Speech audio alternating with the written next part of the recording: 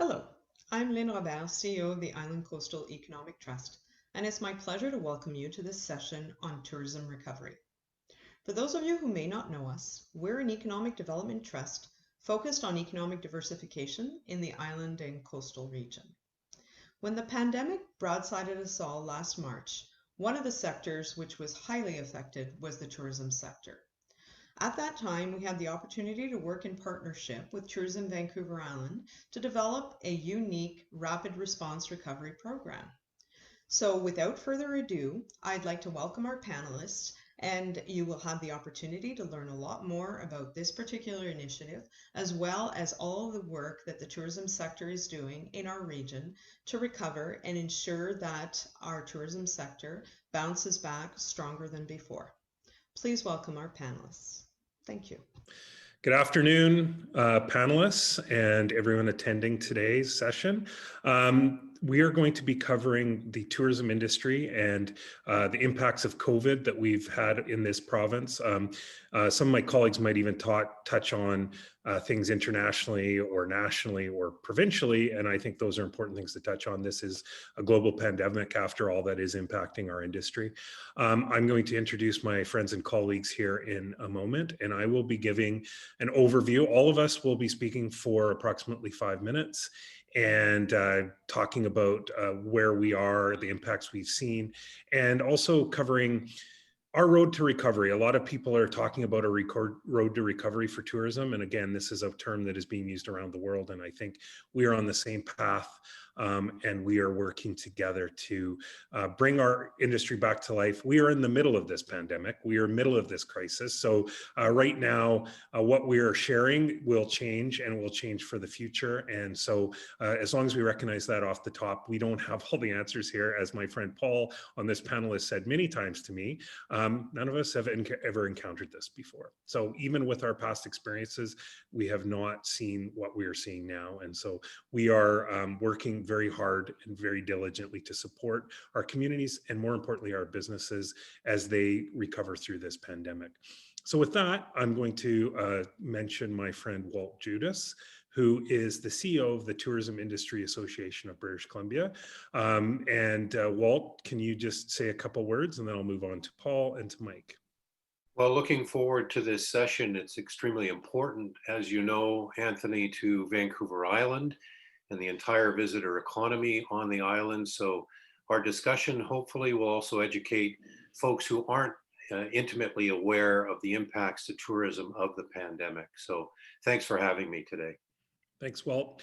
Paul Nursey, CEO of Destination Greater Victoria, a close colleague of mine here on the island, and I think we talk more than once a day these days. Paul, just a couple words to set the scene here. Yeah, thanks, Anthony. It's a pleasure to be here. I think if we can get out of this conversation, the angle that I'll try and share is just the role of our primary city on Vancouver Island as a gateway, as a convention center, and also very important for important gatherings like sports. And also really important, all the elected and unelected officials, whatever their role is, to help work towards a deliberate reopening so that we can be competitive coming out of this, because we know that our competition is going to come out of this all guns a-blazing, and we don't want to be behind everyone else. Great. Thank you, Paul. Mike, my friend Mike, on probably my favorite area of the island, the North Island. Walt and Paul and I, we consider ourselves servants of our industry. That is our role. We serve people like Mike and their business. And Mike has a significant business and a really important voice on this panel today because he represents a business. So Mike, just a couple words of hello, and then we'll give you 5 minutes a little bit later on. Yeah, I'm Mike from Seawolf Adventures, and very happy to be on this panel to share with you what we went through as a small business in a really remote area, and what international travelers mean to our business, the trials and errors that we went through this pandemic, and that we still continue to go through. Very good to be here to try and chart or voice a path forward as we move forward into 2021, what that's going to look like. So I'm very happy to be here, and thanks for the opportunity, Anthony. Thanks, Mike. Okay, so I just want to mention two housekeeping things that are quite important as we go here. You can give your questions in the chat, and those are questions we will get to at the end of this session. The other thing, I want to acknowledge the Island Coastal Economic Trust, who is the sponsor of this session. I will indicate why they're so important to our organization and to a lot of businesses right now a little bit later, but it's terrific that they're a sponsor of this. So as we go, I'm going to start, and then I'm going to go with Walt first, then Paul, and then Mike, and you guys can all speak from maybe something I've said, or and each of you I know will have your own remarks. What I'm going to be painting the picture here is of the impact and the deep impact that the pandemic has had on our industry, provincially and on Vancouver Island. As a result of that, we have, as Tourism Vancouver Island, have done more research and are more connected with our business from that perspective of what's really happening on the ground than probably ever before. And as a result of the early research that we did, as soon as this became significant in March and we were seeing some impacts, we've redeployed the entire Tourism Vancouver Island team in a new strategic set of priorities, and those are really serving the businesses and helping them through this pandemic. More so than ever before, we are working directly with businesses to help them as they navigate. We are a regional destination management organization that is partnered with other organizations similarly around the province. There's 4 others, and we work very closely with the community destination marketing organizations such as Paul is representing here today. We're lucky enough on Vancouver Island that there's many of those that have marketing dollars, and we're all trying to work together to, as Paul said, be competitive as we come out of this, more competitive than ever before. I think it's important to note those. So phase 1 of the BC Restart Plan, if we go back in time and remember those early days when I think many of us, myself included, thought that this would be a few months, maybe, not what it is now, which is years ahead of us of rebuilding. And so from February to May, we started to gather information from businesses because we had many businesses that were closing either temporarily or at that time temporarily because essential travel only was being directed by the public health officer. And we saw an impact unlike anywhere else in the province here on the island. We saw a decrease in overnight visitation from travelers in British Columbia of 84%. So that is a decline I don't think we've ever seen, or I would be surprised if anything else has had that kind of an impact. And as a result, 72% of businesses on the island closed temporarily or were reducing their hours significantly.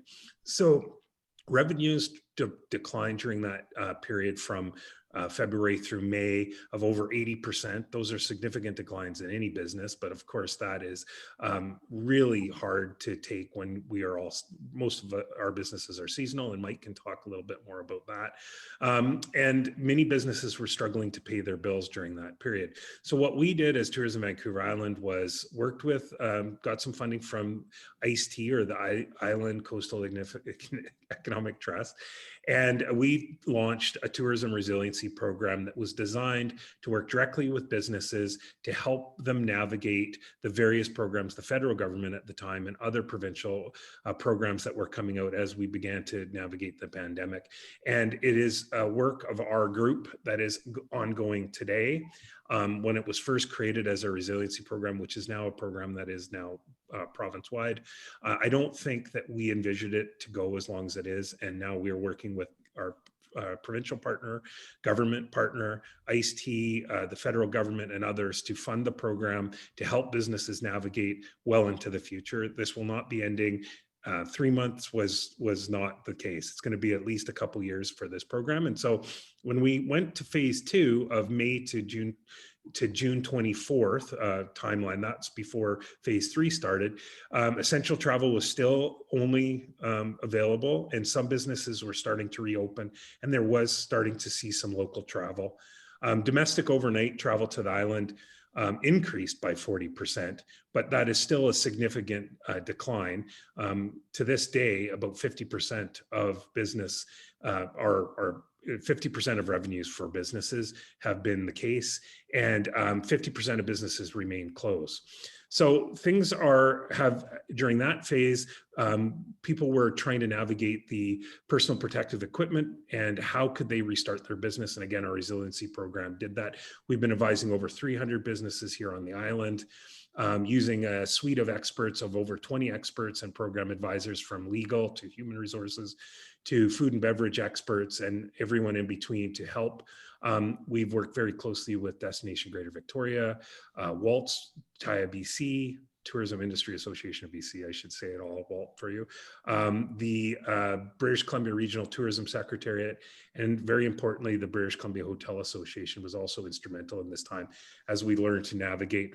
And here on Vancouver Island, again, we are lucky enough to have a set of community partners that we were meeting with weekly. We are now continuing to meet, but we bi-weekly to share resources and planning for our future.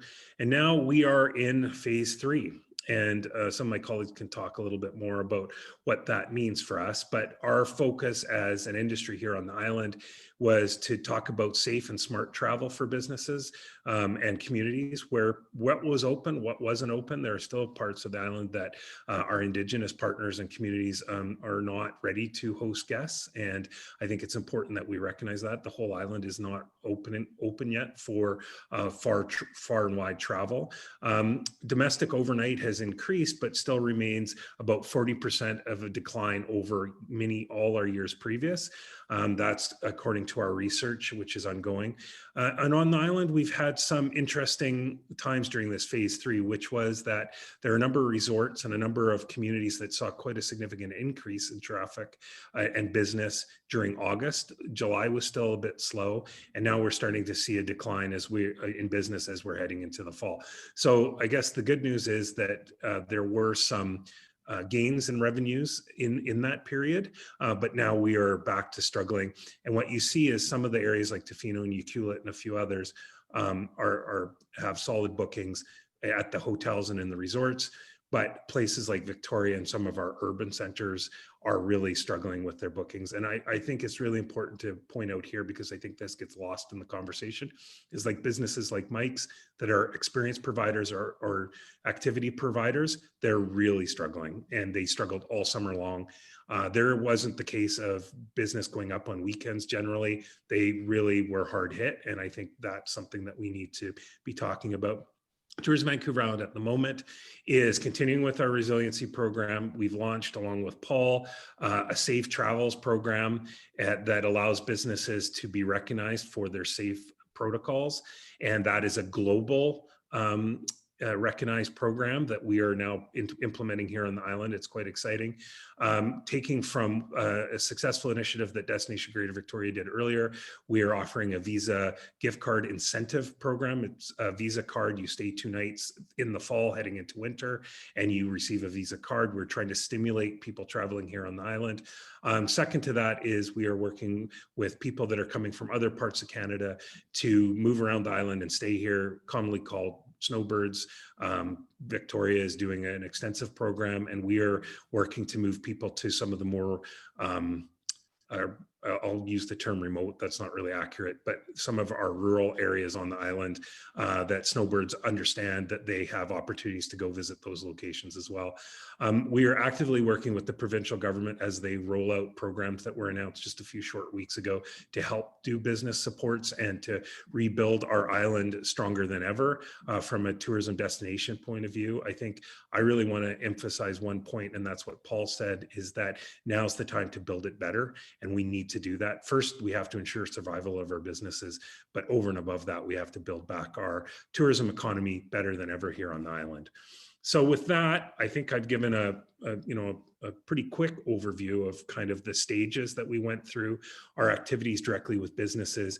And now it's time to really throw it over to Walt. We'll start with Walt, because Walt was working with the government and other partners provincially for the good of the industry. And then, as I said, we'll go to Walt, and we'll go to Paul, and then finally we'll go to Mike. Over to you, Walt.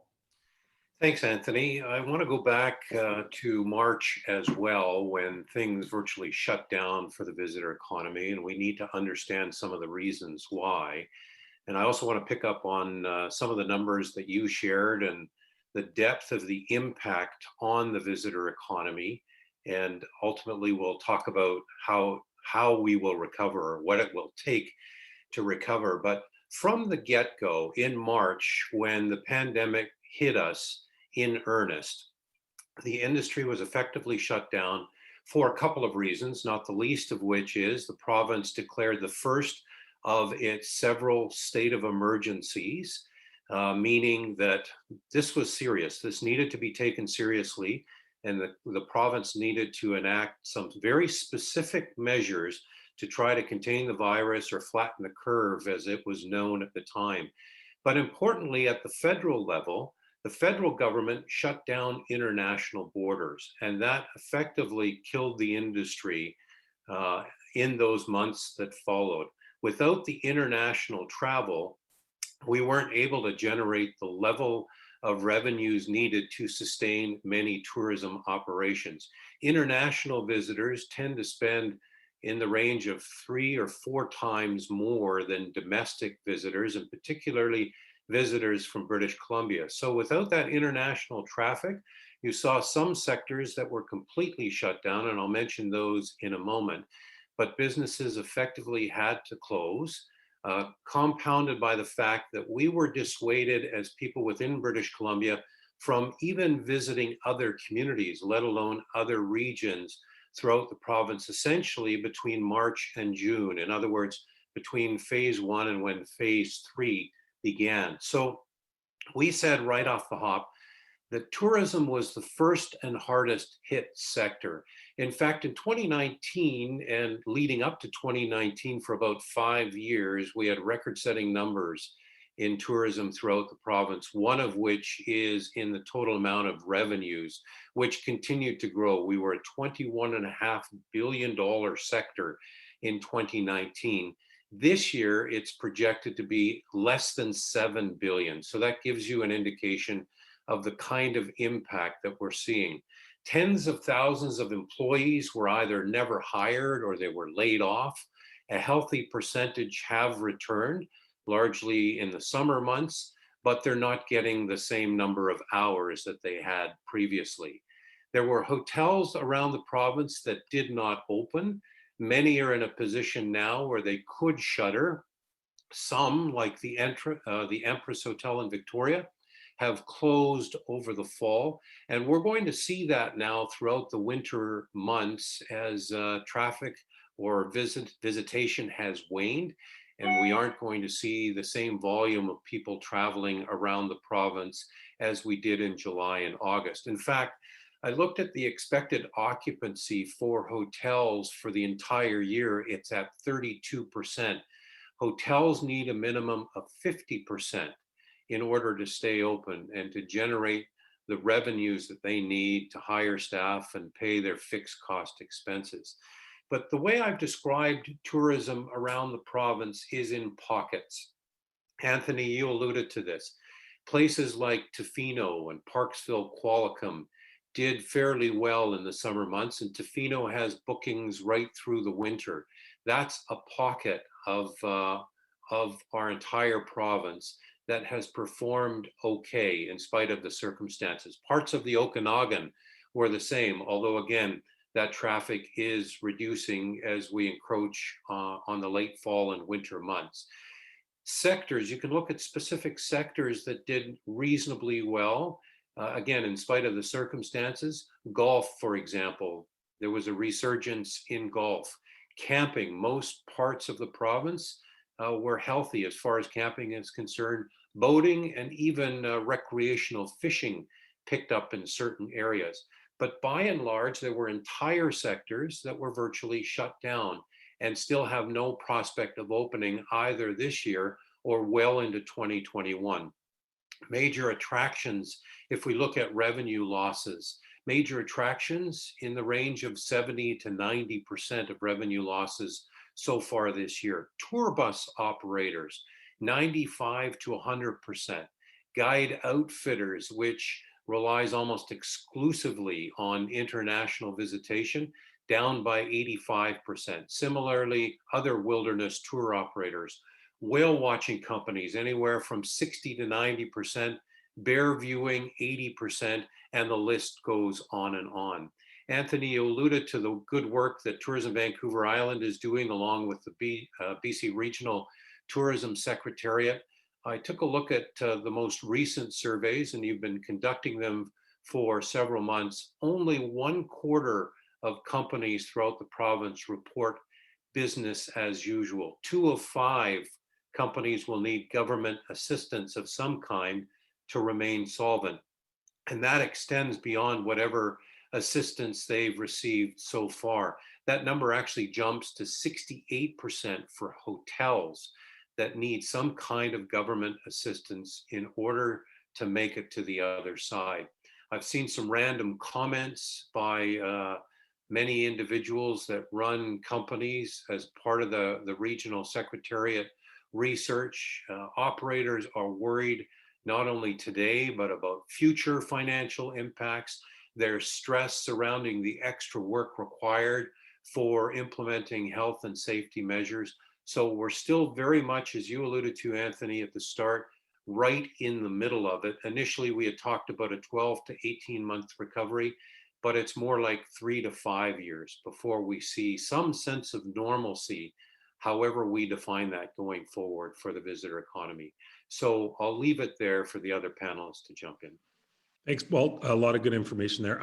I do want to just talk about one little point before I move on here, is that even in the pocket of Tofino and Ucluelet as an example, while the hotels and resorts had an increase in bookings, almost all the activity providers and reasons why people go to those locations were like either shut down or operating very reduced. And so that is equate, like we can't, I think one of the challenges we're all struggling with equating increase in business in only one sector, being the hotels, because the other ones are impacted. And so it's something that we'll be talking about as we move on.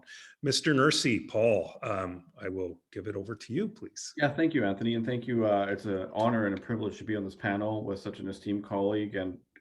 And I won't take up too much time other than to quickly go through what we saw, maybe a little bit of analysis, and then turn it over back to you, Anthony, and then over to Mike. But just to share with the panel where we're perhaps a little bit different as a big city is that we really rely on conventions, sports tourism, and our international ferry operators.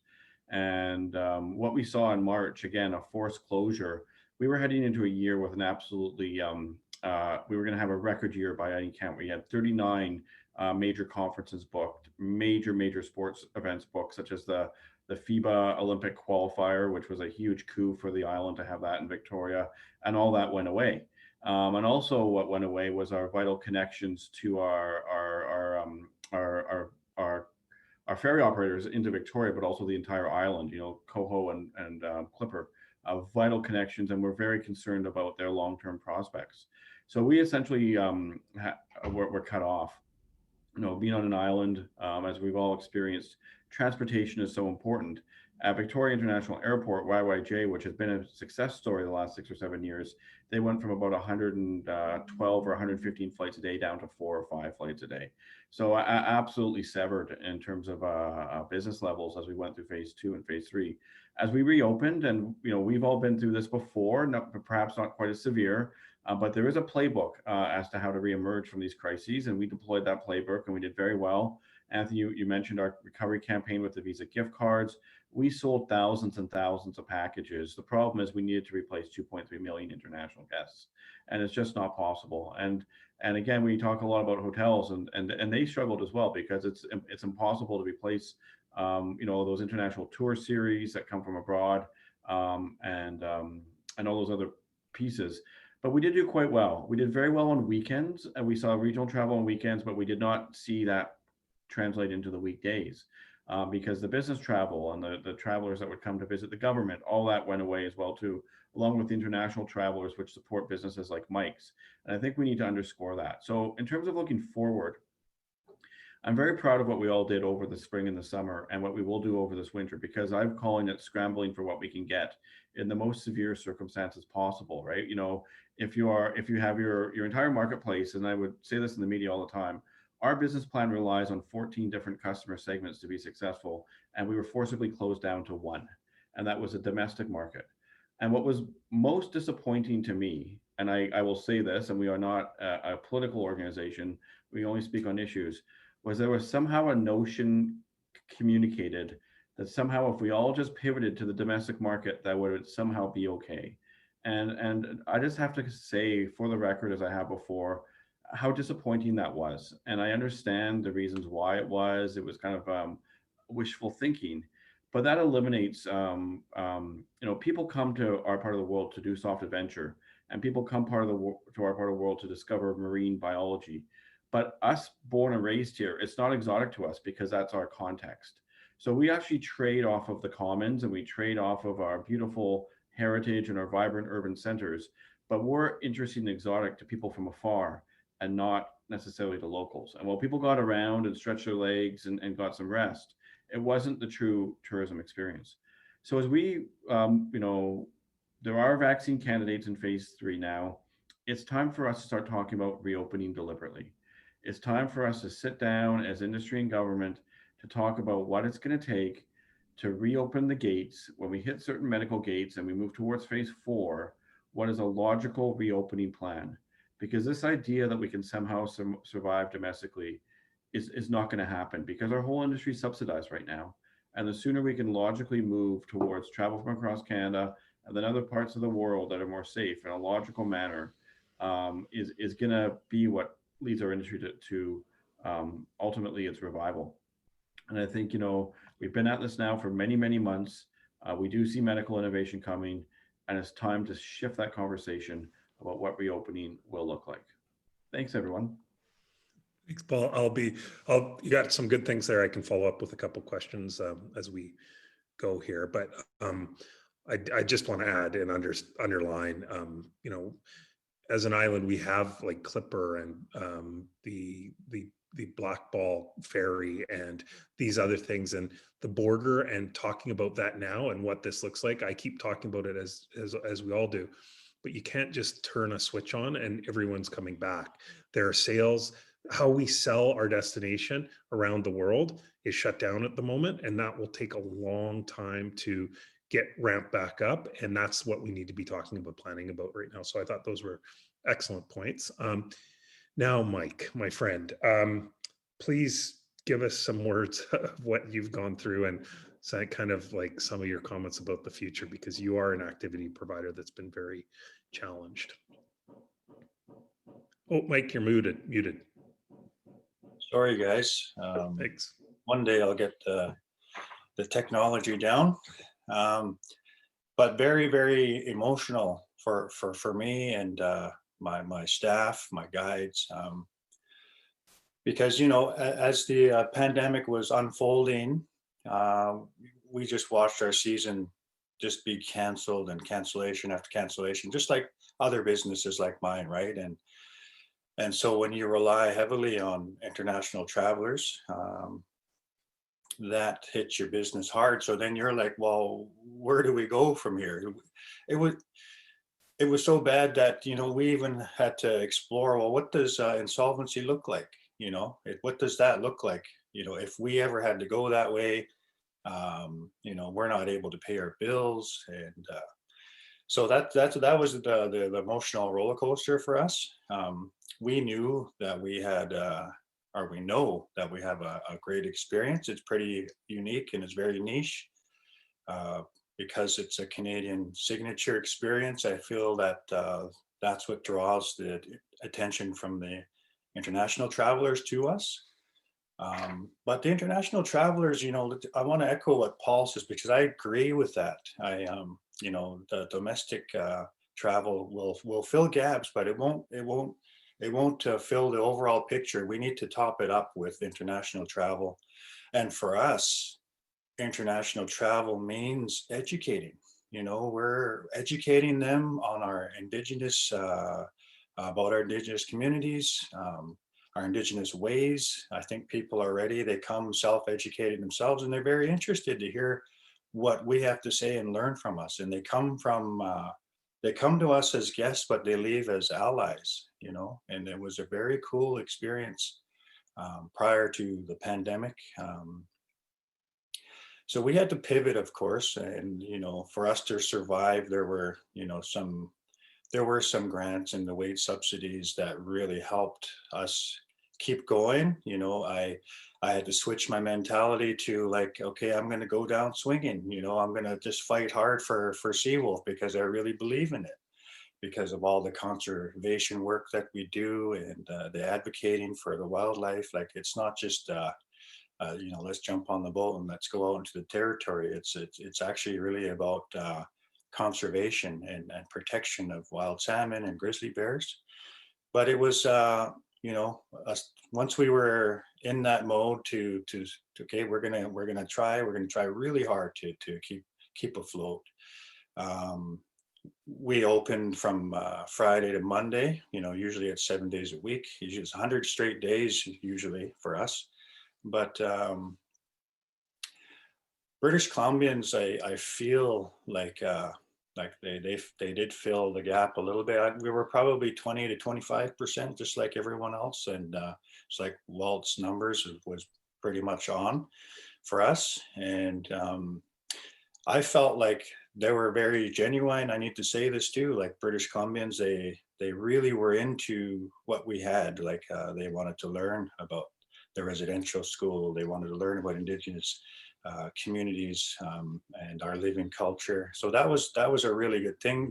We did scale back to you know, carrying 8 people as opposed to 12 people, just to try and make people feel comfortable going through this pandemic.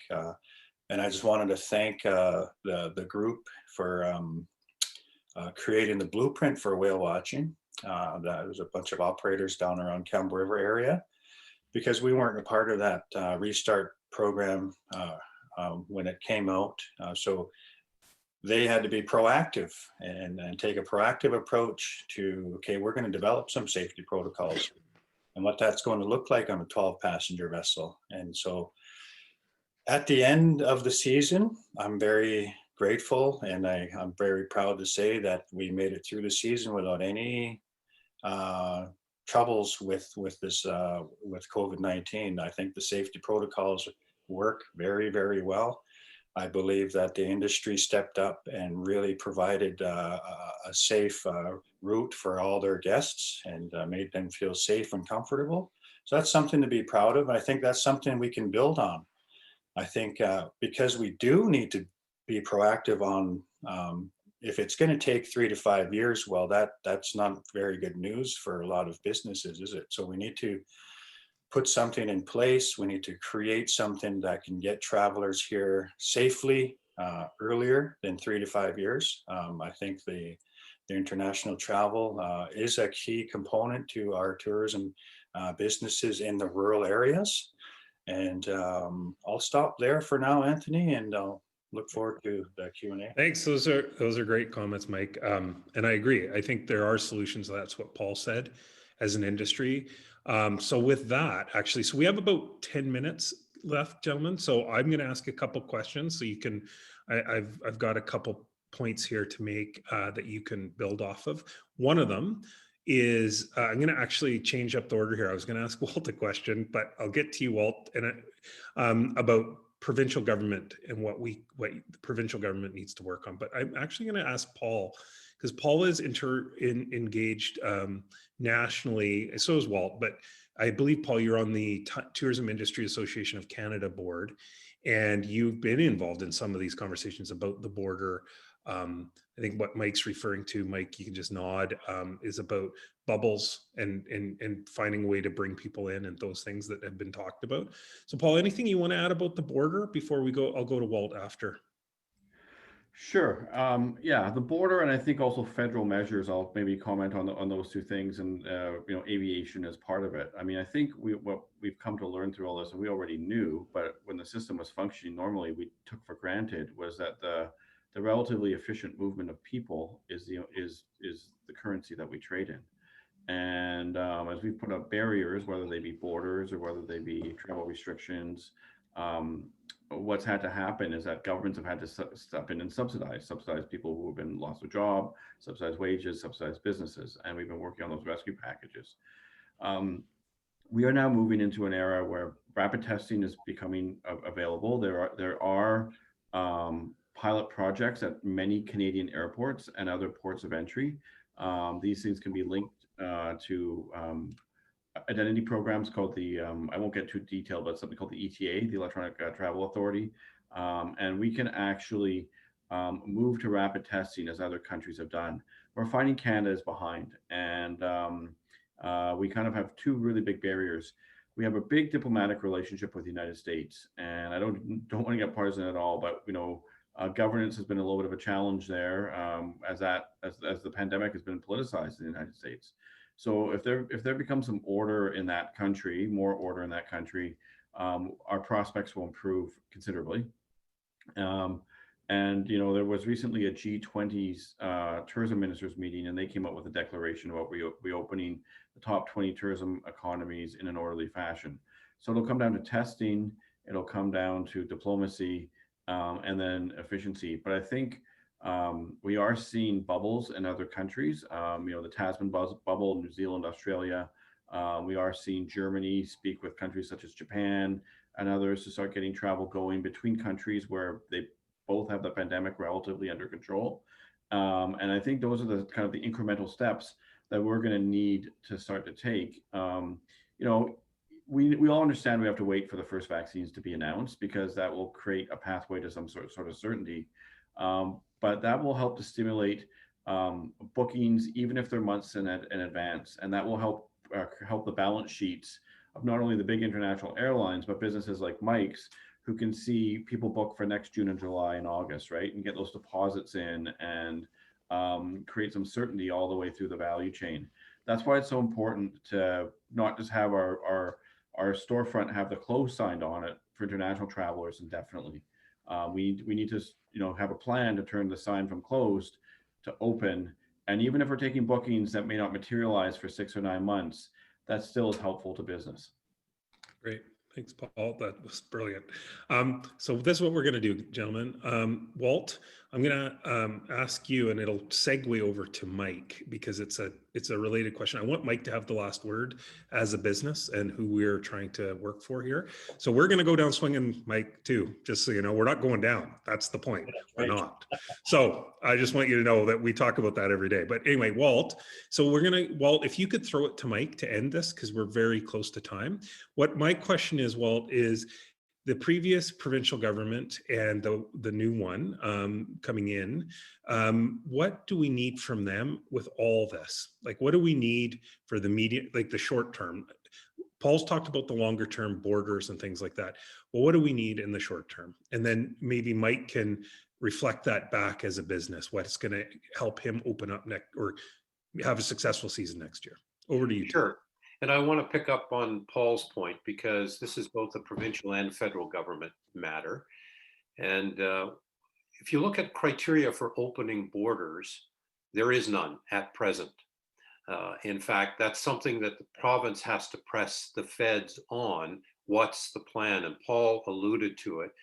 That's something that we don't know. So the federal government keeps extending the border closures on a monthly basis, but it's almost better to be able to set a target for border reopening based on specific criteria. So is that a vaccine?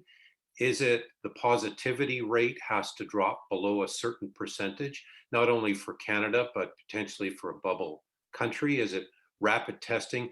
What's the plan look like? And so we need the province to continue to press the federal government to come up with that criteria or plan that we can all subscribe to and learn from. Importantly, though, when I look at the province specifically, they have introduced a number of measures that have helped businesses, to be sure. But the number one issue that we've heard from the get-go is liquidity. Businesses need to find a way to survive without the revenues from the international visitors. With the borders remaining closed, how do those businesses get to the other side and are able to address their fixed cost expenses? So we've had things like rent relief. We've certainly had the wage subsidy at the federal level, which has helped businesses like Mike's. We've had some new programs introduced where tourism received a little over 100 million to help address some of those issues. But how do we make it easy for businesses to access those funds? There's criteria and an application process underway, but only a certain number of businesses qualify. If you're a sole proprietor, which makes up a large part of our segment, you don't have access to those monies. Similarly, if you're a larger operator, and I think of places on the island like the Butchart Gardens that would have upwards of 150 employees, how do they qualify for some of this grant money? They don't at present. So how can we ensure that tourism operators from the very smallest to the very largest have access to working capital grants, low interest or no interest loans that allow them to survive this period until such time we can open borders and welcome international guests again and travel resumes in earnest without the limitations? And that's really been the focus for much of the industry over the last several months and will continue to be with this new government. And I'll turn it over to Mike for the final. Thanks. Yeah, Mike, final word's yours. We just got 3 minutes left, and please tell us about your business and getting you to the next year. Yeah, so I agree with Paul and Walt. I feel like, and then also just looking at our own and how we operated this year. We masked up. We were very close, less than 6 feet. And we came out on top with, nobody got ill. And I believe that with good screening, we can have this bubble travel. I believe that that's what we're going to need. And I believe that that's what the government needs to work towards, towards that 100%, maybe it's we're working with, let's say Germany, a country that's that is treating it like us. Like I think Vancouver Island has a really good track record in terms of COVID-19. And I believe that with that type of travel, we have to be innovative, right? And, all those people are, maybe let's say it's 100 people, they're all screened on that side, and then they get screened when they get here, and then they're not just free to go everywhere. They have to stay within the bubble, right? And that's how we travel around Vancouver Island. And that's just an idea that I have, and I believe that could work. And if we're not able to get that 100%, 80 to 100%, then what do we need to do, right? And that's where those subsidies come in, right? And the interest-free loans, they come in because, it needs to be seen right till the end, until everything's normalized again. And I know for us, that's what we would need to survive if we're not able to start pushing towards that 100%. We're down 20%, so we've got a far way to go. And I believe that businesses like mine in the rural areas, we do need those subsidies. We do need liquidity to keep going. So I'll end it at that. Great. Thank you, guys. So now we're going to be going into with some Q&A session. So thank you for your time today. It was very enlightening, and I think we did a great job of representing our sector. Thank you to each one of you. And I know I'll be seeing you guys all soon. So, and talking to you soon. So.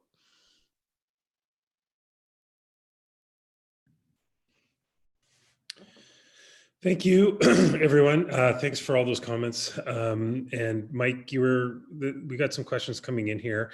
Walt, I wanted to build on something Mike was talking about the things that needed for his business and liquidity and subsidy and all these things. How are you planning as TIA BC, Tourism Industry Association of BC, to take us into next year and beyond? We have a new government now. I'm sure you have lots of priorities related to that. And I'm just wondering, but how are you and your board, dealing with strategy with everything changing so quick on us? Yeah, it's a very good question, Anthony, and it's very difficult to answer in some respects because of the fluidity of the present scenario. I think obviously our focus is on the more immediate, the short term, trying to find ways to get money into the hands of business operators. And right now, one of the things that we're looking at is the new grant program and trying to work with the province to make it easier and more palatable for businesses to apply and receive those funds and get those monies distributing. However, in looking at the longer term, of course, we have a budget in 2021 that the new government will introduce. And to that end, how can we inform that budget? We presented back in June already to suggest that more measures are needed to help the visitor economy. But little did we know that those measures are needed now more than ever. And it looks like well into next year, we're going to need some help with liquidity issues. So is there an opportunity for us now to identify those gaps, whether they're at the federal and provincial level, and work with the province to help fill those gaps? So we received the 100 million, as we alluded to earlier. We positioned that as only a start, but much, much more is needed. The other thing that I would suggest is, what are those transitional funds that we might need? Or what are those things that government can work with us on across different ministries that will be new, that will help our industry recover, that will help with adaptation to a new tourism environment? What are those things that we can be looking at that were always issues before, but now within a new context, we might be able to work with government on? So I think of things like environmental degradation and climate change. Those are all still very real issues that have been parked for the time being, but in the new tourism environment, what is it that VIEA BC can do to help influence policy to address some of those issues and make sure that as we rebuild the tourism sector, we get those things right? It's a measured and strategic rebuilding of the tourism sector. So it's not only about helping businesses, but it's overall helping the whole tourism ecosystem and structure not only survive, but thrive in a new environment. So those are a couple of things that our board are looking at present. Great, thank you. Similar, I think I just want to build on it, because I think we've talked a lot about borders here today, and we know the importance of that. Paul and everyone's talked about that, and some of the work that's going on there. And I know we're all actively engaged, particularly Paul and Walt. Paul, similar question around planning, just looking into the future and trying to adapt your business as a, you know, in your role to work with businesses in the Greater Victoria area and others. What do you see as your priority in your planning? Yeah, so we're actually going through planning now with our advisory committees and our members, and I have to say I'm so proud of them for how they've adapted, and proud of our team as well too, how we served over the last 6-7 months. But I still see real structural challenges, and I also see a lot of naivete, I still believe, with officials. And I just want to be, you know, as I mentioned in my earlier remarks, really clear. This industry will fail if we do not plan a way to reopen. And I like what Walt said earlier, that we need to set a target date and then work backwards from that. You know, I think the lessons from 9/11 are very appropriate here. The Canadian tourism industry had a terrible decade between 2001 and 2012, 2011, in spite of Olympics and things like that, because there continued to be layer on layer and layer of bureaucracy and hardening of the borders and restrictions. We had things like the Western Travel Hemisphere Initiative come in. So we're closed now for international travel. We're trying to survive on regional travel. You know, can we use these 6 or 7 months to plan deliberately, industry and government working together, so that we can have a logical and competitive reopening? Because that's what's going to give businesses like Mike's and the thousands of others some confidence that us in this association world, the government world, those who are in roles to serve, are actually working together to try and be deliberate in our reopening, as opposed to keep kicking the can down the road, and not actually trying to work through the opportunity to reopen efficiently. Great, thank you. Thanks, Paul. Those were good additions. I'll just open this to the panel, and Walt, one of the questions here, you probably can see these questions too, from Richard in Horn Lake, is just about the CERB program that the feds rolled out, and some of it was a disincentive. Do you want to add anything from anything on that you want to comment on? Didn't I hear you talking about that recently to me on Monday? Yeah, maybe quite possibly, Anthony. You know, the one good thing is that throughout this process, we have had the ear of all levels of government. And one thing that I did want to mention that will be a focus as well, that I neglected to, is that we now have a new mandate with a new government in place, several new ministers that will need to educate. and several folks that we'll work with to improve the various programs, one of which I just talked about. But at the federal level as well, we still have that same opportunity. As you know, the federal government has gone through its fair share of criticism for many of the programs and the fact that people or businesses aren't qualifying. They have introduced some recent improvements to CERB, and in the coming session where legislators will get back together, they will talk about some future changes that will help our industry. So I think the CERB program is a work in progress, as have all the other programs been right from the start. And if we're able to advocate and influence at the federal level through our partners at TIAC, all of our provincial and territorial counterparts, and through TIA BC, and the provincial government is able to advocate, as long as we identify where the gaps and the problems are and where the criteria is too stringent for tourism operators to apply, the federal government is willing to listen. So I'm anticipating some good changes, whether it's to CERB or some of the other programs in future. Yeah, and I want to add to that I think, we have this opportunity as an industry, like Paul was talking about, in our history of really educating educating officials, et cetera. And I think we have a lot of work to do on that. And I think it's something we have an opportunity, and I think we need to build on it. It's similar to the provincial government around the programs they're offering. They're open to adaptation and changing those as necessary. And that is a good thing, because many of them do need to be changed. And I know that a lot of our work around here these days is sending in lots of written examples of how things need to be changed. So that is part of our work. Mike, is there anything that you want to add to some of these issues around the programs, and anything that you want to say on them? Well, I think that I just want to echo what Paul and Walt are saying about needing a timeline and being innovative for travel to come to Vancouver Island. But when it gets to the programs, I think for us, it's I guess just in a timely fashion, and also getting to know what else is out there. I always feel like it's not enough, these grants, they're tiny, and I can't imagine what businesses are going through that are 10 times, 20 times larger than mine, with more staff. But it kind of, where's the balance, right, with programs and then versus what travel is going to look like in the future? It's really it's a hard one to pinpoint. So I'm not too sure about my answer, but that's my answer. No, it's we're all struggling with it a little bit. So I think that it was a good answer.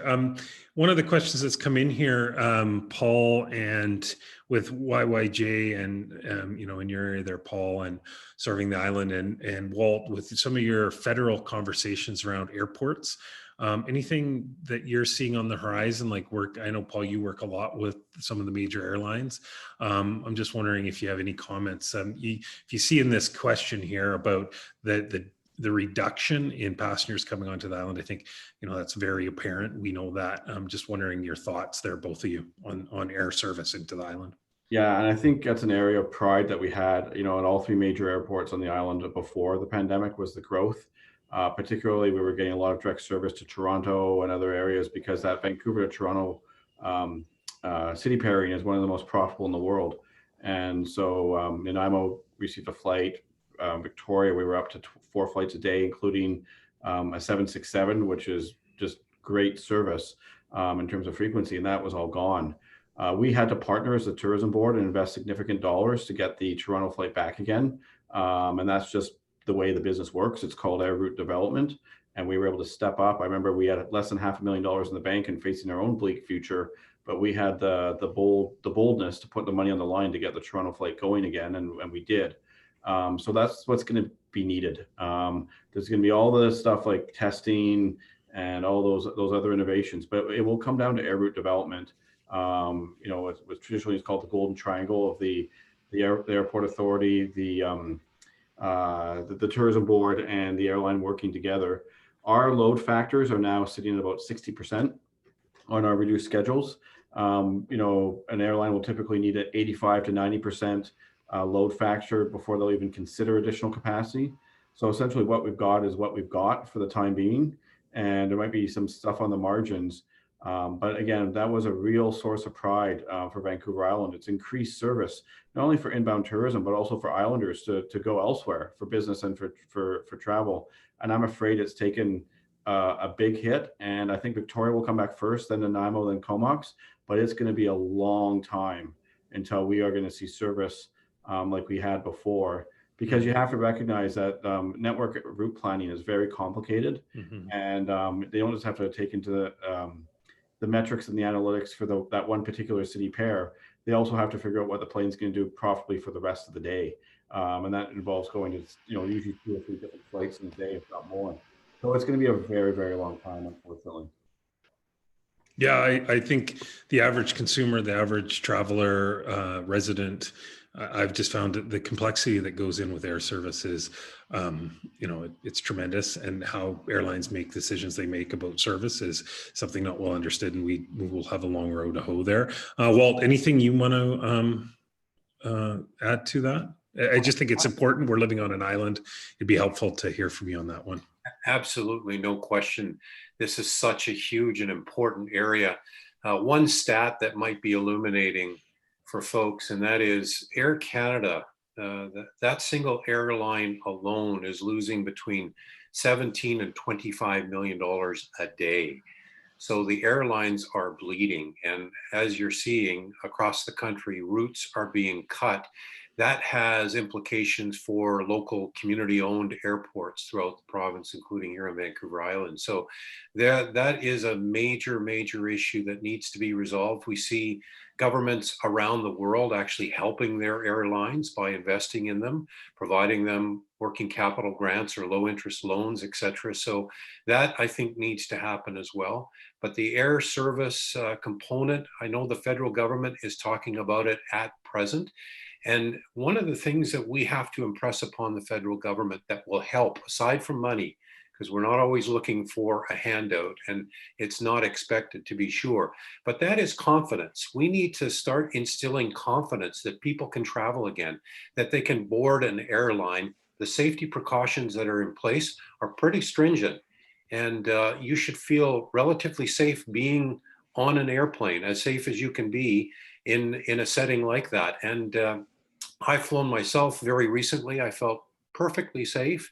And I think too that government really could play a role. It might sound really self-serving if it comes from the tourism sector or the airlines, but government needs to play a role in instilling confidence in people to be able to travel, taking the necessary health and safety precautions, to be sure, but it is something that we can all start doing again. Yeah, and one of the things I mentioned earlier that Paul and I have done, and many businesses have picked up on, is this Safe Travels initiative, and that is about consumer confidence, and that's how we're going to be getting back for people like Mike and all the businesses is working through that and establishing it, because I think all of us have certain levels of hesitancy about travel again. And so, having said that, I think we're getting close to the end. I think there's some additional good questions here that I'm hoping that you'll join us at 4 o'clock. If you want to talk a little bit further, we're going to be going into more of the problem solving. All of us will be on that call at 4. It's a half an hour. And some of these additional things, maybe we can dig into a bit more. The other thing I want to acknowledge is each of you and your time to do this. I really appreciate it, Mike, Walt, and Paul. I think this has been informative. We're going to get through this, and we're going to work together, and we're going to keep fighting, Mike. And, you said that some time ago. I think it is an emotional time, and I think we need to remember that. So we'll all work through kindness together and get through this. So Iced Tea, I wanted to acknowledge Lynn off the top and her sponsorship of this session. Tourism Vancouver Island is better, having been able to work with Lynn to get some funds to do do our resiliency program, which is ongoing.